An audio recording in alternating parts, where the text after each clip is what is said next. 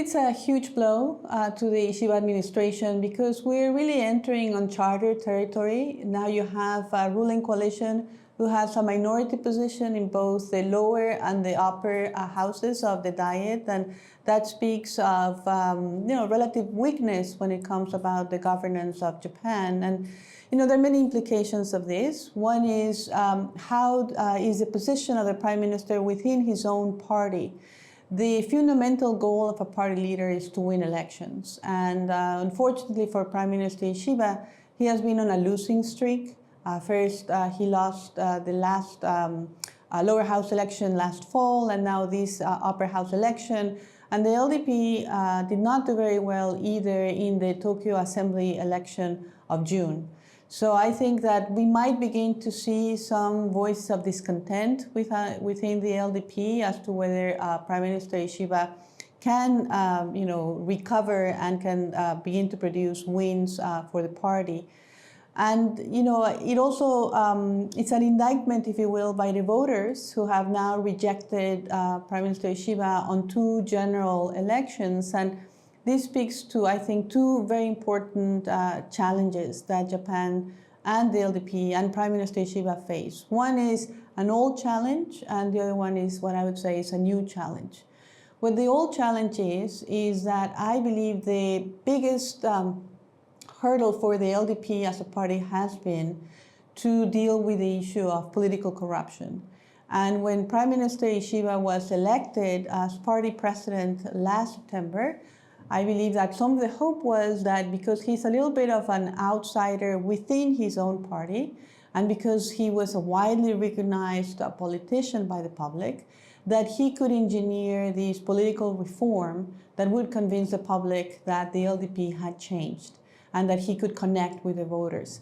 Unfortunately, the political reforms that the LDP put forward have been rather underwhelming, and the Prime Minister never really enjoyed very high levels of support. And that, I think, has been a challenge, a problem for many months.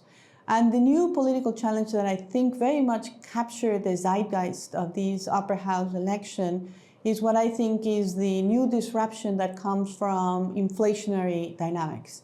And Japan was in a state of deflation for many, many years, but now what you're seeing is the opposite phenomena, and many people feeling aggrieved and worried and concerned because the cost of living is going up, and not clear that the LDP and the ruling coalition in general can address these wallet issues. And I think that figured very prominently in the upper house outcome.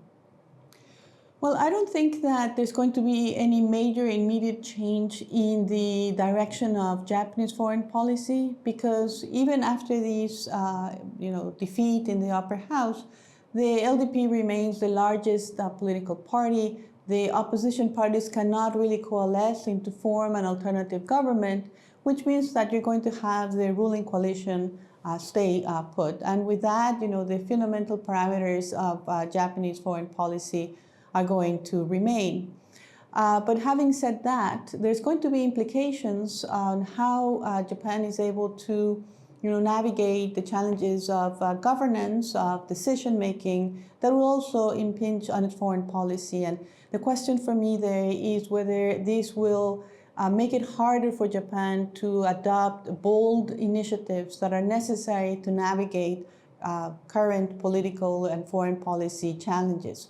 One of them will have to do with the trade negotiations with the United States, where it has been difficult for Japan to put forward reductions in agricultural tariffs. This election result probably doesn't facilitate that either. But also I think that we're going to see very, very intense budgetary fights. There's a lot of discussion as to how these fiscal resources should be used. And one of the important themes here is for Japan to increase its defense expenditures. And I think that it might be harder for Prime Minister Ishiba to approach the Trump administration and talk about a 3.5 or 3 or whatever target it is, or just an increase above the 2% in a context where he is politically weaker within the legislative politics of his country.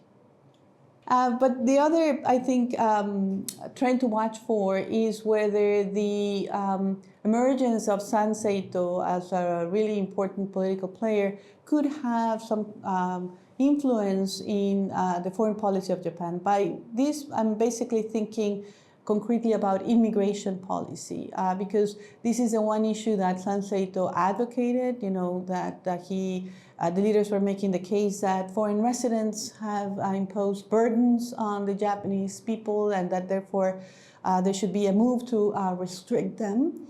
And they have tapped, I think, on some frustration among some quarters of Japanese society, and that's why they did well in this election. And the question here is, could they sort of influence the LDP and other parties to shift a bit on immigration policy? We saw some of that when the LDP on the eve of the election established a task force to deal with foreign residents, but where these were to move on a more restrictive direction, that could actually have implications for Japan's image in the world, for the ability to continue to attract foreign workers. Having said that, we should not overstate the influence of Saito at this stage. Yes, they have emerged into the national consciousness, but with that will come a lot of scrutiny about what their party is about, and they still remain a small party within the broader landscape of the Japanese political system. Well, I am not very hopeful. I know that Minister Akazawa flew right away to Washington because the clock is ticking with the August 1st deadline. But I believe that this election has further weakened his hand and the hand of the Prime Minister, because the Prime Minister was not able to secure the majority in the upper house. That means that, he is in a more precarious place. It is true that, he's not facing an immediate election anytime soon in terms of the calendar of when this should happen. But because he is now presiding over a coalition government, that means that the threat of a vote of no confidence triggering an election looms over his head, and that he has to be mindful not to alienate important economic groups and political supporters of those groups, and that could make him more cautious in what he can offer to the United States. So that's not great, and I think that also how the Ishiba-Trump dynamics unfold, now that President Trump may perceive Prime Minister Ishiba as having a weaker hand, is also not something that you want to go walk into as you sit at the negotiation table.